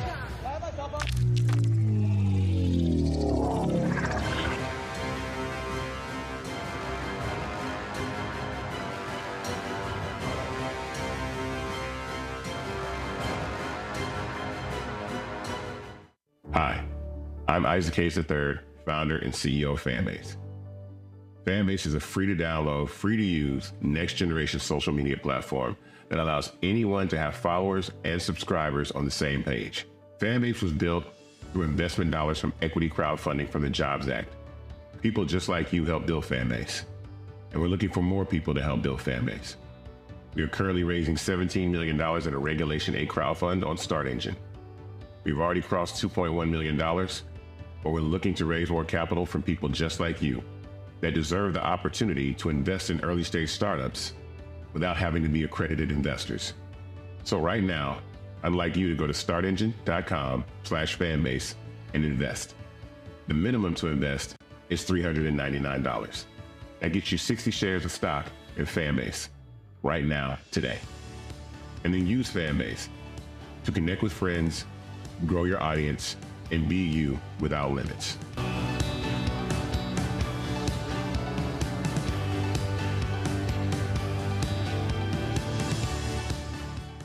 This is Tamala Mann. And this is David Mann. And you're watching Roland Martin Unfiltered.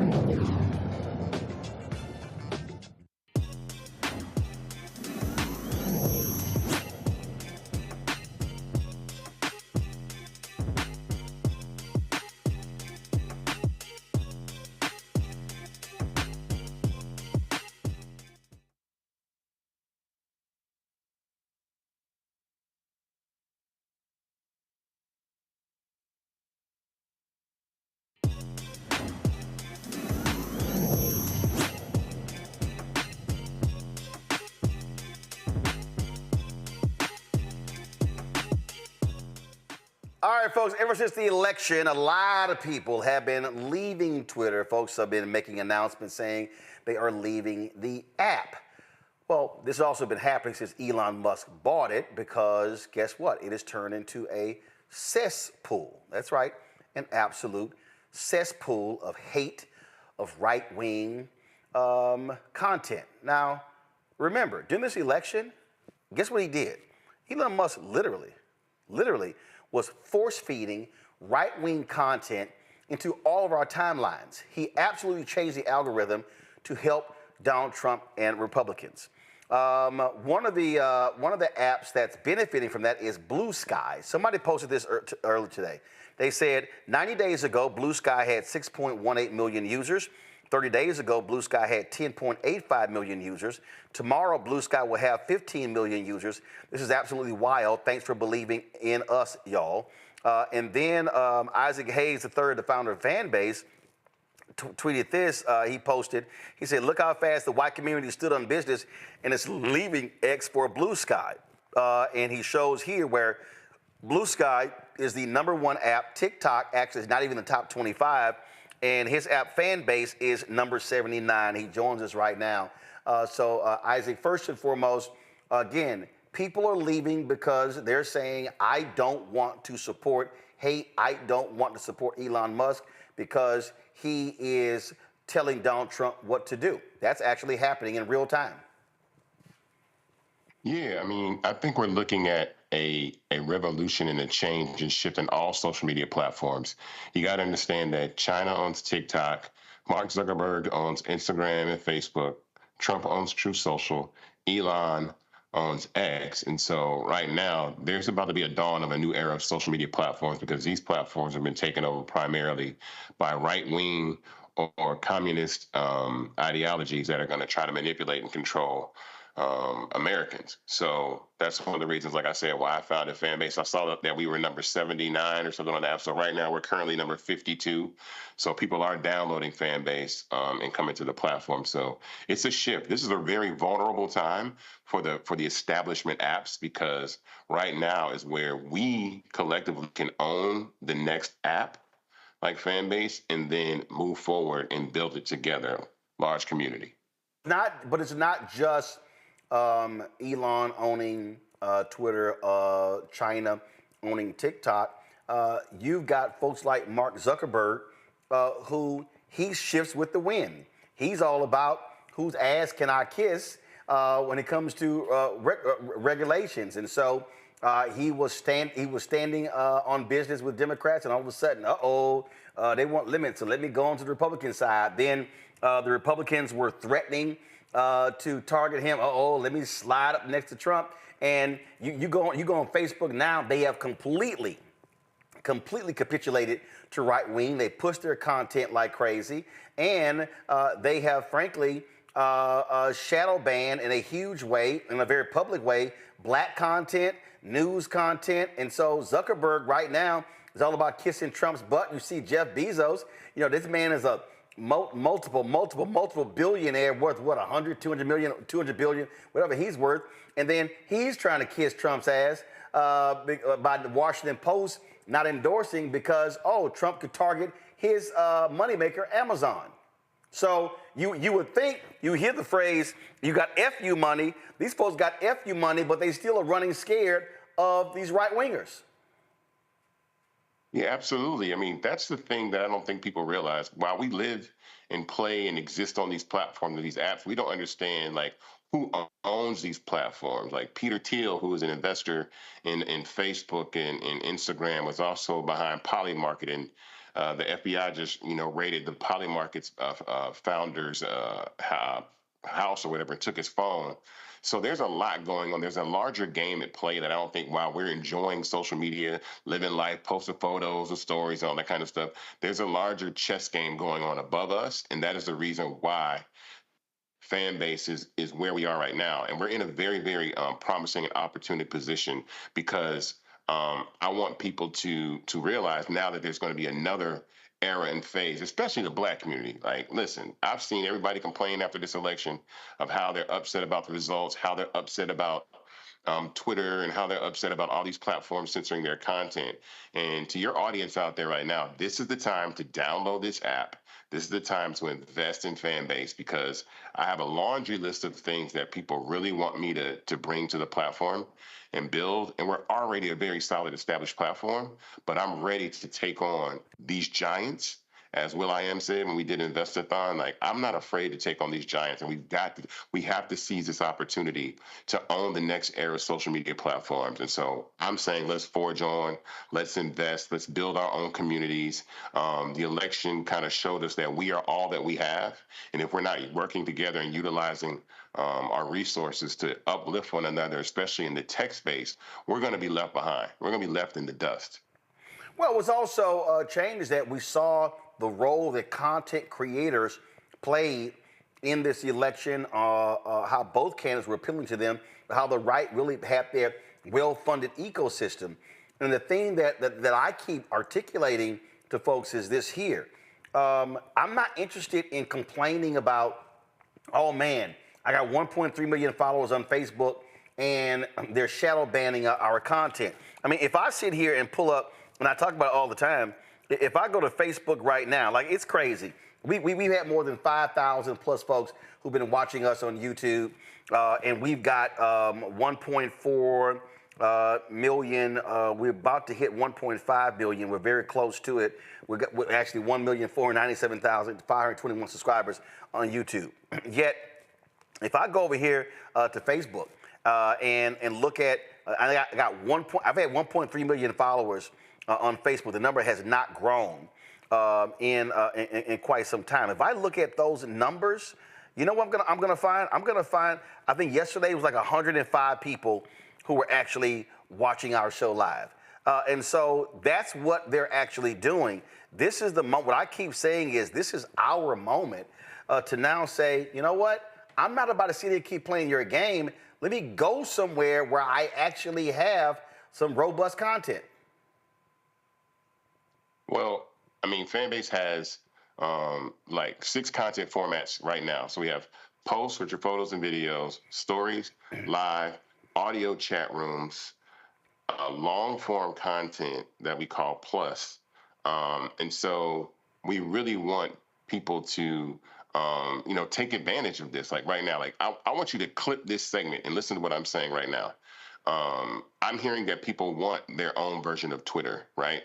And what people don't understand about what I'm doing, the difference between us and Blue Sky, right, is Blue Sky has raised $25 million from venture capital. They got the bag, right? I've raised about $13 million over 4 years. If I could raise $13 million in 4 weeks, I could catch Blue Sky, I could catch TikTok, I could catch Instagram relatively quickly. And that's why I do programs like these, to talk about the importance of that. And secondly, you're actually owning the platform now. You're not just, you use Instagram, you use TikTok, but you don't own it. You use X, you're going to use Blue Sky, but do you sit on the cap table of this company and allow yourself to be able to be a shareholder and then advance it? So I tell everybody, the minimum to invest in Fanbase is $399. We're moving up on the holiday season. The stock market shot up. We know how much money we raised for Kamala. The money is there. I ask everybody that is watching this to go to StartEngine.com right now, /Fanbase, and invest the minimum of $399. Again, I say this all the time. If I can get 10,000 people, more than 1 million people watch your program all the time, Roland. Like every day I see the videos on YouTube, be 1 million views, 500,000 views. If we could have 10,000 people invest $399 in the next few days, I'll have $4 million that I can really scale this. I can build Twitter-like functionality. We're already working on RTMP streaming for gamers. I mean, there's so much there already, but we have to capitalize on this moment. If we don't, we're going to regret it. We're just going to join somebody else's app that we don't own, get suppressed.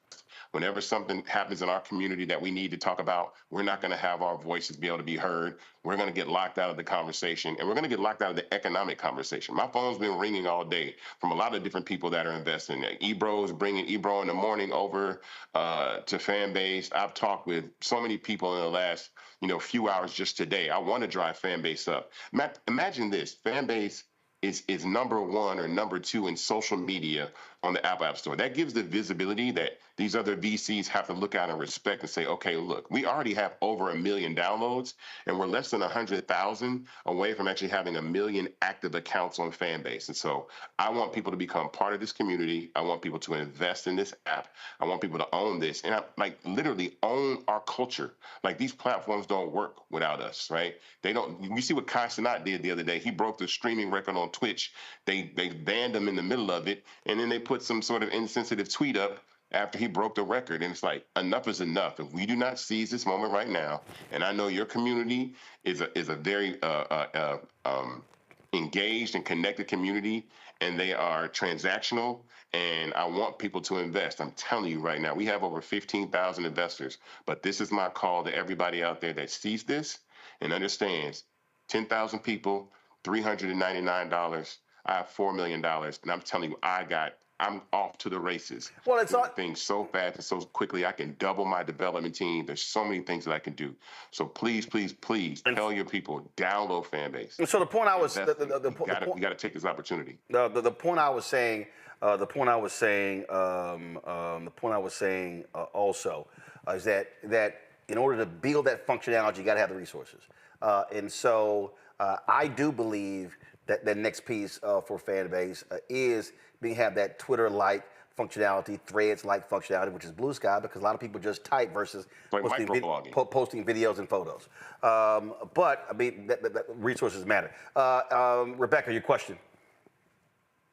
You know, for many of us, we're on Fanbase, we have invested. How can we make sure that we're amplifying this message to help folks know, especially Black communities, to know that this is a safe online space? Because one thing that I've noticed from being on Twitter is that anytime I post anything, and if I mention anything about race, if I mention anything about being a Black woman, if I even repost that type of thing, there's a lot of trolling and there's a lot more aggressive vitriol that I'm getting on that platform. So what do we need to do for people to understand that Fanbase is a safe space for people to be able to interact digitally? Well, Elon got rid of it. His entire trust and safety team resigned shortly after, so they haven't had a trust and safety team over on Fanbase. You know, we have community guidelines, we have terms of service, we have a privacy policy, we monitor what goes on the platform. We want to provide a space for people to have dialogue and disagree, whether that's through video or audio chat or live or whatever it is. But, you know, at the same time, I want people to know that Fanbase is a safe space and a place for people to come and just join the community. So people are fine over there. But again, I understand that and hear that because people want to be able to express themselves, all people. And we're moving in this new era in this country where they're getting rid of anything, DEI, rights, all kinds of things. They're going to discard all of these things. And so there's going to have to be a place where people can convene, coalesce, and have conversation. Indeed, indeed. Folks, go to StartEngine.com/Fanbase to get more information. Go ahead and pull it up, y'all. Pull it up. Yeah, pull that up. Come on, guys. Control room. Y'all have got to, come on now. What are we doing? Y'all got to move a lot faster than that. You should have the page already up, folks. Let me go ahead and pull it. No. Pull up. I'm pull up my damn self. Okay. This don't make any sense why we didn't have that page ready. All right, here we go. So again, folks, if you go to StartEngine.com/Fanbase, StartEngine.com/Fanbase, this is it right here. You'll actually see, if you go there, you'll see all the information there, all the background information for you to invest in it. And again, it's about not only using the app, but also investing in it, having an ownership stake. Isaac Hayes III, I appreciate it. Thanks a lot. Thank you very much. Appreciate it. Thank you. All right, to all the panel, Rebecca, thanks a lot. Scott, thanks a bunch. Let me thank Avis as well for joining us. Appreciate y'all being on today's show. Folks, don't forget, look, we're out here doing the work, just what Isaac is doing, building Fanbase, what we're doing, building the Black Start Network. We have to have our own spaces. I'm telling y'all, if we waiting on somebody else, and asking them permission for us to have conversations, yo, we're going to be screwed. I'm telling y'all right now. What we discuss here, you're not having the conversation on other platforms. You're not having other progressive hosts have the conversations that we have right here on this show. And so that's what you have to understand. And so support the work that we do. Join our Bring the Funk fan club, folks. We've had nearly 32,000 donors since we launched 6 years ago. That has been critical to our success. You should become a donor. If you're already given, give again if you can. We ask if you can give $50. If you give less, that's fine. If you give more, that's fine as well. If you want to use Cash App, use the app Stripe. This is the QR code right here to use Stripe to be able to give to our Bring the Funk fan club. And so just click, use the QR code. Click Cash App to continue. Also, you can see your check and money order, P.O. Box 57196, Washington, D.C., 20037-0196. PayPal is rmartinunfiltered, paypal.me/rmartinunfiltered. Of course, we also, you can also use Venmo. Venmo, of course, is RM Unfiltered. And then, of course, Zelle, Roland@RolandSMartin.com, Roland@RolandMartinUnfiltered.com. And so be sure to download the Black Star Network app, Apple phone, Android phone, Apple TV, Android TV, Roku, Amazon Fire TV, Xbox One, Samsung Smart TV. Be sure to get a copy of my book, White Fear, How the Browning of America is Making White Folks Lose Their Minds, available at bookstores nationwide. And so be sure to get that. Let's see here. What else I got to announce? Anything else I got to announce? Let's see here. I think that is it. Yo, y'all on YouTube, hurry up, hit the like button. We should be, man, y'all been on here commenting left and right. Let's hurry up and hit 2,500 likes. We need 200 to hit 2,500 likes on YouTube. Also, subscribe to our YouTube channel as well, folks.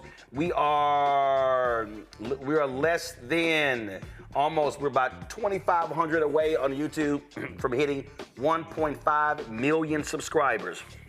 Again, we are 1,500 away from hitting 1.5 million. We started this show 6 years ago with 157,000 subs. Now we're almost at 1.5 million. And so if you're not subscribing to this channel, please hit the subscribe button. Also, folks, let me give a shout out to my brother, Reginald Martin Jr. Today is his 57th birthday. That's him on the right. That's me on the left. That was us at the World Series 2021. So big happy birthday to my brother Reginald. His son Christopher, his birthday was yesterday. Christopher turned 17 yesterday. Reggie turned 57 today. And of course, my birthday is tomorrow. And I turned 56. That's right. We're 1 year, 1 day behind each other. And so, folks, that's it. Thank you so very much for joining the show. Be sure to share our videos with as many people as possible. Like them as well. How we break apart the show, the clips and everything. Yo, same thing. Because, y'all, we're building something here. And I can't wait. I'm looking forward to launching a couple of new shows in 2025. So we're trying to make this thing happen. So please, please support the work that we're doing, because trust me, ain't nobody coming to save us but us. And we are straight up all about standing up and supporting African Americans. Folks, I'll see y'all tomorrow right here on Roland Martin Unfiltered on the Black Star Network. Holla! Black Star Network is here. Oh, no punch! I'm real revolutionary right now.